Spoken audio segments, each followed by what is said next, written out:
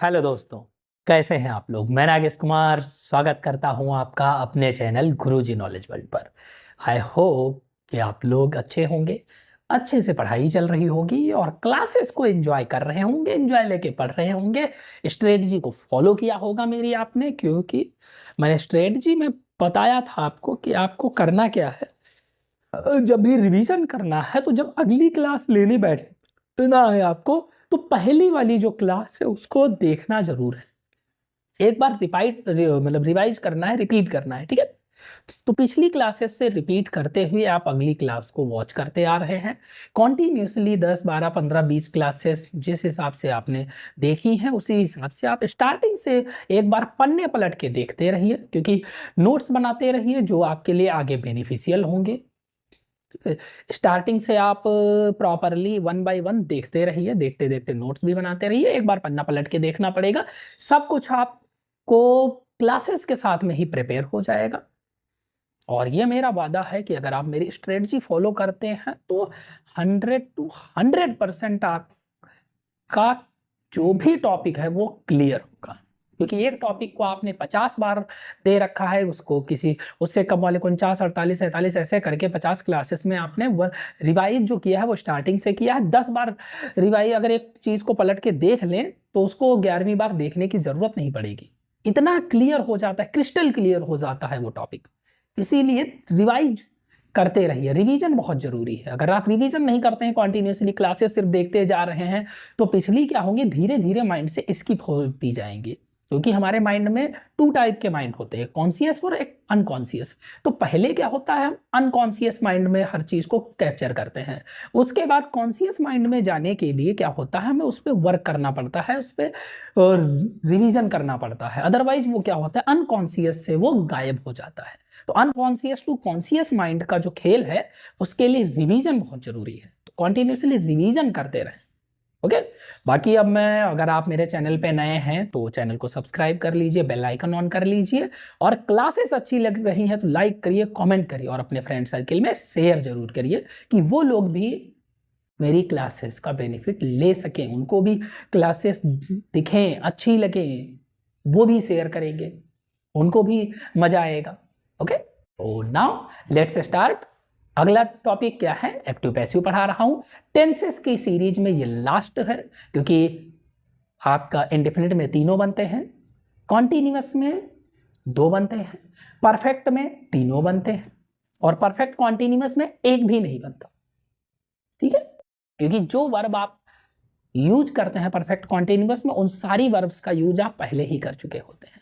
Been का use करते हैं आप परफेक्ट कॉन्टिन्यूअस में, बीन आप परफेक्ट टेंस में ही यूज कर लेते हैं, इस वजह से कोई मतलब ही नहीं बनता। ओके, ठीक है।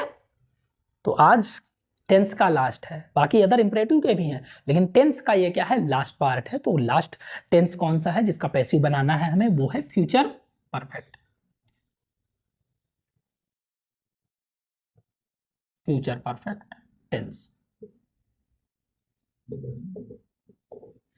अब इसमें देखिए एग्जाम्पल क्या होता है, इसमें यूज होता है विल और सेल, उसके साथ में हैव, क्योंकि फ्यूचर के लिए विल सेल, परफेक्ट के लिए हैज या हैव, दोनों जरूरी होते हैं। तो यहां पर हैव आता है, जैसे she will have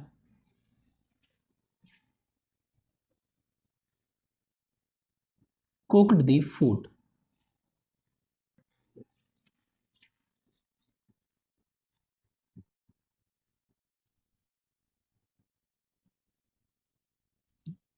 you will have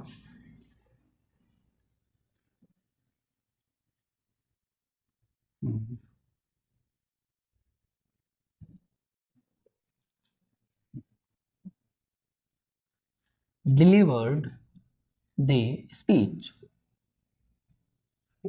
ठीक है, तो ऐसे करके क्या होता है, एक्टिव में होते हैं टेंस, एक्टिव टेंसेस होते हैं, स्ट्रक्चर वही सेम रहता है। ऑब्जेक्ट आएगा सब्जेक्ट की फॉर्म में, प्लस फ्यूचर के लिए विल या शैल ये आएगा, और साथ में हैव आएगा। ये विल हैव या शैल हैव तो आता ही आता है, प्लस इसके साथ में क्या आ जाएगा, बीन आ जाएगा, प्लस V3 आएगा, प्लस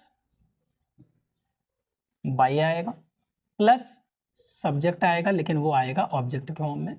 अदर कोई वर्ड्स आता है तो वो लास्ट में जाता है। ओके, ट्रांसफॉर्म करते हैं इसको भी। यहाँ क्या हो जाए, और ये क्या है, अफर्मेटिव पार्ट है। ओके, ऑब्जेक्ट क्या है, द फूड। ये क्या है, आई और वी के साथ साइल लगता है, बाकी सबके साथ विल लगता है, ये आपको पता होगा। विल हैव बीन, वर्ब की थर्ड फॉर्म दी हुई है कुक्ड, बाय सी है तो सी का हर हो जाएगा। यहां देखिए यू विल, ओ सॉरी, देखिए विल और सेल दोनों साथ में लगा दिए। ध्यान देना बहुत जरूरी है दोस्त, ये हैव है, विल हैव, हाँ देखो ऊपर सही लगाया, यहाँ गड़बड़ कर दिया था, चलो सही कर दिया। क्या हो जाएगा, the speech, speech will have delivered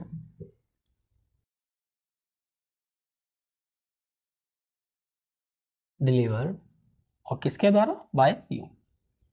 तो फिर बीन नहीं लगाया, ये बीन पता नहीं मैं बार बार क्यों भूल जाता हूँ भाई, लगता है बीन से कोई दुश्मनी है, हो सकता है, क्यों, नाम मेरा according to my name bean से दुश्मनी होनी तो लाजमी है, क्योंकि नाम मेरा नागेश है। इट मीन्स नाग प्लस ईज, द स्नेक लॉर्ड, तो बीन से तो दुश्मनी होगी ना, इस वजह से भूल जाता हूँ। ठीक है, मेन रीजन ये है और कुछ नहीं है, नाम का ही सारा खेल है। ठीक है, तो ये हो गया क्या, अफर्मेटिव, किसका, फ्यूचर परफेक्ट टेंस का।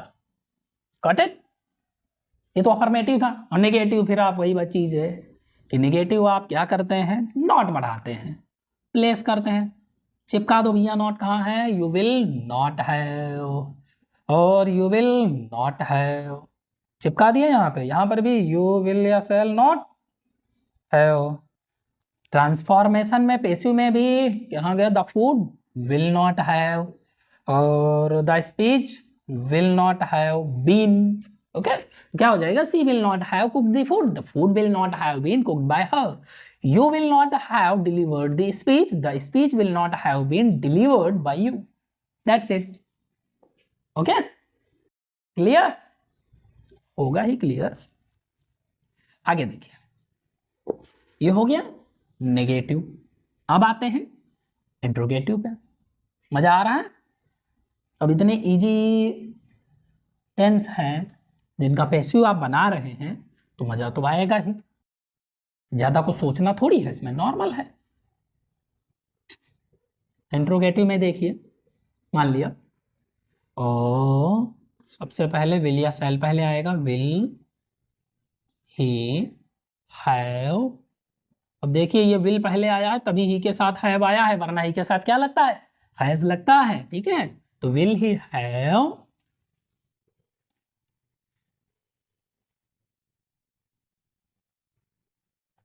क्या लिख दें, लेट दी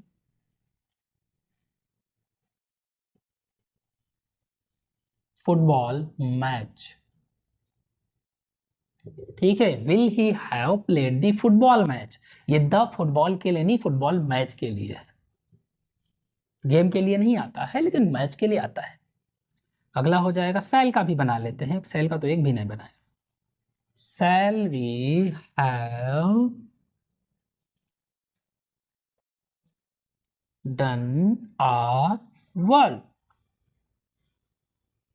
ठीक है, तो इसको ट्रांसफॉर्म करने के लिए, ट्रांसफॉर्मेशन बनाने के लिए इसका कुछ नहीं करना है, बस यही देखिए, हेल्पिंग वर्ब पहले आ गई, सब्जेक्ट से पहले आ गई, तो यहाँ पर भी हमें क्या करना है, बस विल और सेल का ही ट्रांसफॉर्मेशन करना है, ये विल और सेल पहले आ जाएंगे, इसीलिए विल और सेल को साथ में लिखते हैं ऑब्जेक्ट सब्जेक्ट के फॉर्म में, बस लास्ट में क्वेश्चन मार्क लगा देंगे, इतना सा चेंज करना है। ओके, तो ट्रांसफॉर्म करिए, यहां से क्या हो जाएगा, will the football match have been played by him।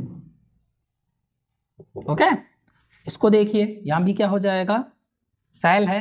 अब सेल वी के लिए लगा है, वर्क के लिए सेल थोड़ी लगेगा, क्या लग जाएगा, आर वर्क है तो भी विल आ वर्क, ये पॉजेसिव केस है, ठीक है, इसलिए ये जैसा रहता है वैसा ही रहेगा। सब्जेक्टिव और ऑब्जेक्टिव केस ही चेंज होते हैं, पॉजेसिव केस चेंज नहीं होता है। Will our work have been done by us, ठीक है, इस तरीके से। Okay, I hope so. Negative आ जाए अगर, तो क्या नॉट लगाना है, विल ही नॉट हैव, यानी शैल भी नॉट हैव, यहां पर भी नॉट हैव, ये बार स्ट्रक्चर में आ जाएगा तो यहां पे क्या हो जाएगा, इसमें will the football match not have, और will our work not have, तो क्या हो जाएगा, जैसे will he not have played the football match, तो will the football match not have been played by him. अगला, shall we not have done our work, तो क्या हो जाएगा, will our work not have been done by us. Okay, I hope. अगला देखिए, ये तो हो गया इंट्रोगेटिव। अब अगर डबल इंट्रोगेटिव आ जाए, यानी क्वेश्चन वर्ड्स आ जाए, इंट्रोगेटिव में सिर्फ क्वेश्चन वर्ड बढ़ाने से हम उसको डबल इंट्रोगेटिव बोल देते हैं। ओके, बाकी है सब वो इंट्रोगेटिव ही, बस क्वेश्चन वर्ड बढ़ा दिया, जिसका रीजन बताना हो तो उसके लिए हम क्या करते हैं, क्वेश्चन वर्ड पहले लगा देते हैं, डबल इंट्रोगेटिव बोल देते हैं। अदरवाइज कोई चेंजेस थोड़ी है उसमें, है तो वो इंट्रोगेटिव ही। जैसे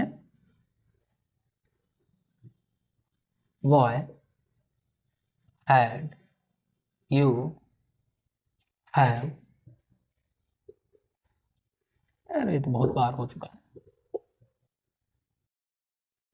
अब्यूज्ड योर टीचर। भाई आजकल तो लोग दे देते हैं गालियां टीचर को भी, एक हमारा जमाना था, टीचर को गालियां तो दूर, कुछ अपशब्द नहीं कहते थे, इवन रास्ते में भी कहीं होते थे तो नमस्ते कर लेते थे। डर कुछ लोगों का इतना होता था कि सामने से निकल रहे हैं तो छुप जाते थे, और मार इतना ज्यादा पड़ती थी कि कहने को नहीं, इवन टीचर घर आके भी कूट देते थे। और आजकल तो टीचर जरा सा भी कुछ कह दे तो बच्चे हाइपर हो जाते हैं, सर जी बाहर मिलो, ठीक है, तो ये हो जाता है, why had you have abused your teacher. अगला देखिए,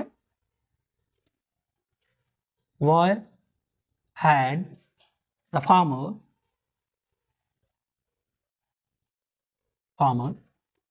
हैव, ओह सॉरी, हैड कहाँ से आ गया, देख रहे हैं, why will you have, why will the teacher have plough the field, ठीक है, इस तरीके से क्या होगा, ये डबल इंट्रोगेटिव। तो ट्रांसफॉर्म करिए, पहले इसको हटाइए यहाँ से, अभी तो इसकी जरूरत नहीं है, इसको थोड़ा सा छोटा कर दीजिए। ओके, और यहाँ इससे पहले क्वेश्चन वर्ड, ये बन गया स्ट्रक्चर, डजंट मैटर। अब देखिए, व्हाई विल यू हैव, तो यहाँ पे क्या हो जाएगा, व्हाई वैसे ही रहेगा, फिर ऐसा आ जाएगा, तो टीचर है तो व्हाई विल योर टीचर, ठीक है, हैव, उसके बाद में बीन, हैव बीन तो लगेगा, why will your teacher have been abused by you. इसमें देखिए, व्हाई विल द फार्मर, तो ये भी क्या हो जाएगा, why will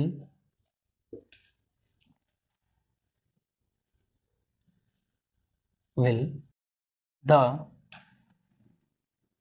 field have been plowed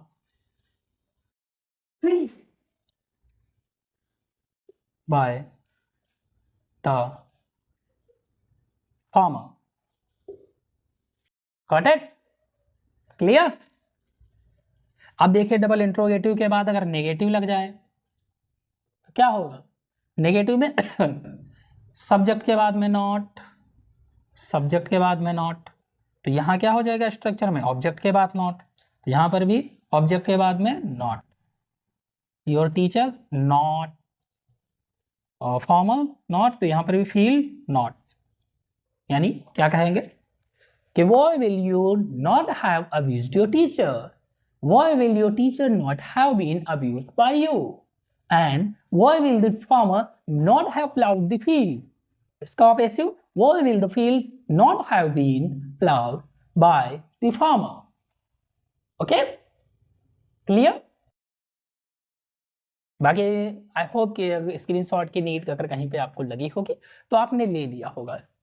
वैसे बाकी आप लिखते हुए भी कॉन्टिन्यूसली साथ में आप नोट भी कर सकते हैं, इतना ज़्यादा भी नहीं है स्पीड ज़्यादा कि आप नोट ना कर सकें। Clear?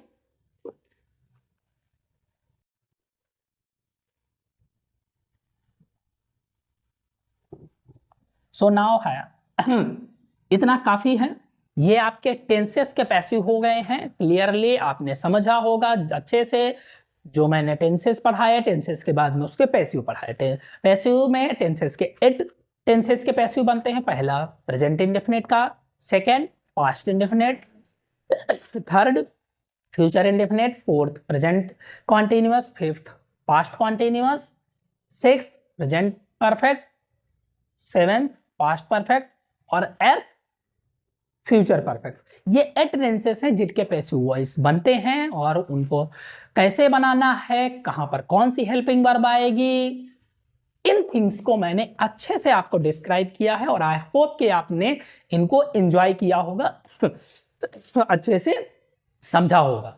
Clear?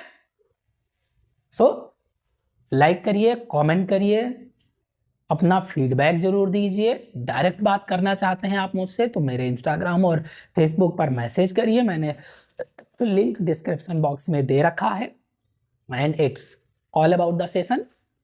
So thank you friends, have a nice time.